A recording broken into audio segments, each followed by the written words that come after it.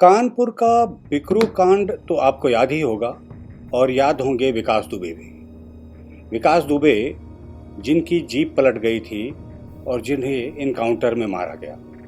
विकास दुबे वही जो उज्जैन में सरेंडर कर दिए थे। लेकिन जब विकास दुबे का इनकाउंटर हुआ तो तमाम लोगों ने सवाल उठाया कि विकास दुबे का इनकाउंटर नहीं किया जाना चाहिए था क्योंकि उन्होंने सरेंडर कर दिया। और तब एक पक्ष से ये कहा गया कि विकास दुबे तो इतना दुर्दांत हत्यारा था कि उसने शिवली थाने में घुसकर भारतीय जनता पार्टी के राज्य मंत्री दर्जा प्राप्त संतोष शुक्ला को गोली मारी थी। ऐसे दुर्दांत अपराधी को बख्शा नहीं जाना चाहिए। उसके साथ जो कुछ भी हुआ है, उसके परिवार के लोगों के साथ जो कुछ किया गया है, वो बिल्कुल जायज़ है। लेकिन सरकार, भारतीय जनता पार्टी की इसी सरकार में उसी कानपुर ने एक बार फिर और गुल खिलाया है और उसने बताया कि कानपुर में एक विकास दुबे नहीं है, वहाँ तो शायद गली गली में विकास दुबे घूम रहे हैं। कानपुर के भारतीय जनता पार्टी के नेता नारायण सिंह ने अपने गुर्गे को पुलिस के चंगुल से निकालकर भगा दिया। ये सबके सामने हुआ, इसका वीडियो बना और वीडियो बनने के बाद भी अभी तक सरकार की तरफ से कोई ऐसी ठोस कार्रवाई नहीं हुई है जो विकास दुबे जैसे अंजाम की याद दिला रही हो। पूरा मामला कुछ इस तरह है कि बीजेपी का नेता है और हिस्ट्री सीटर है। उसे एक बीजेपी नेता के ही फंक्शन में पुलिस ने धर दबोचा।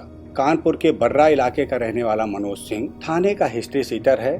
तमाम कानपुर के थाने ऐसे हैं जहां पर उसके खिलाफ मुकदमे दर्ज हैं और बताया जा रहा है कि 27 गंभीर अपराध के मामले उस पर दर्ज हैं।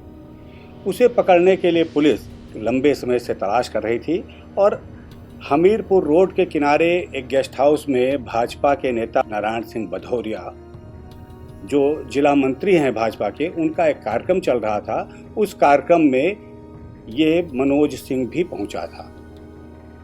पुलिस भी पहुंची और पुलिस ने वहीं से मनोज सिंह को उठा लिया।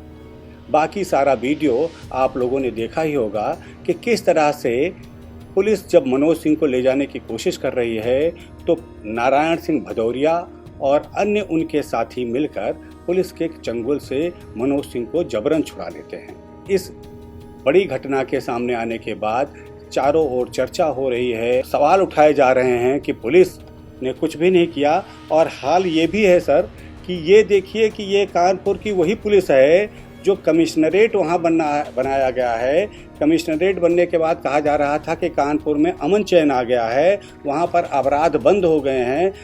कमिश्नर पुलिस ने ऐसे आंकड़े भी जारी किए थे जिसमें कहा गया था कि कानपुर में अमन चैन हो गया है, कानपुर में अपराध बंद हो गया है, अपराधी कानपुर छोड़ गए हैं। और वो कानपुर छोड़ने वाले अपराधियों का हाल यह है कि जब पुलिस उन्हें पकड़ने जाती है तो वो पुलिस के कब्जे से जबरन निकल करके चले जाते हैं और पुलिस एक सामान्य धारा में मुकदमा दर्ज कर पाती है। अभी तक इस मामले में कोई ऐसी बड़ी कार्रवाई नहीं हुई है जो ये बताए कि अपराधी का अंजाम वही होगा जो अन्य अपराधियों के साथ होता रहा है। जो विकास दुबे का अंजाम है वही अंजाम मनोज सिंह का भी होगा, ये अभी तक कोई संकेत नहीं है। भारतीय जनता पार्टी जो इस पूरे मामले में संकट में घिरती दिखाई दे रही है, भारतीय जनता पार्टी के ऊपर सवाल उठाए जा रहे हैं, सवाल उसके नेताओं से पूछे जा रहे हैं, तो उसने केवल एक ही काम किया है कि जो नारायण सिंह भदौरिया हैं उनको पद से हटा दिया है। यही उनका पनिशमेंट है, यही उनको सज़ा मिली है। लेकिन उन्होंने पुलिस के कब्जे से जिस अपराधी छुड़ाया है उस मामले में अभी तक उनके खिलाफ कोई कार्रवाई नहीं हुई।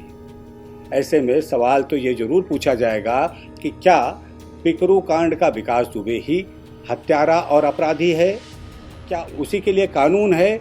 उसी पर ही पुलिस की कार्रवाई होगी, उसी की गाड़ी पलटेगी, बाकी अपराधियों को यूपी में ऐसे ही घूमने के लिए छोड़ दिया जाएगा? बाकी अपराधियों से पुलिस ना तो कोई सवाल करेगी, ना उनके खिलाफ कार्रवाई करेगी। और ये चीज़ तो यूपी में पहले भी देखने को मिली है। बिकरू कांड वाले विकास दुबे के घर पर जब पुलिस ने दबिश दिया तो वहाँ बुलडोजर चलाया गया, जेसीबी ने घर ढहाया, उसके बच्चे की कनपट्टी पर पिस्तौल लगाई गई, वो हाथ सर पर उठाए हुए उसका बच्चा दिखाई दिया। लेकिन दूसरे माफियाओं के घर पर जब पुलिस पूछने गई, दबिश करने गई, तो वहाँ पर बिल्कुल कैसे प्यार भरे माहौल में उनसे हालचाल पूछा गया है, वो भी पूरी दुनिया ने देखा है, यूपी के लोगों ने भी देखा है कि किस तरीके से सम्मानजनक तरीके से कुख्यात माफिया के घर पर दबिश देने पहुंची पुलिस ने सम्मानजनक तरीके से उनकी पत्नी से हालचाल पूछा। तो सवाल यह है कि कानून अगर है तो वो सबके लिए एक जैसा होगा। कानून का इंसाफ तो एक जैसा ही होना चाहिए, कानून सबके लिए एक जैसे लागू होना चाहिए। कानपुर में मनोज सिंह को जिन भाजपा के नेताओं ने छुड़ाया है उन पर भी कार्रवाई होनी चाहिए और मनोज सिंह पर भी कार्रवाई होनी चाहिए जो पुलिस के कब्जे में आकर के भाग गए हैं।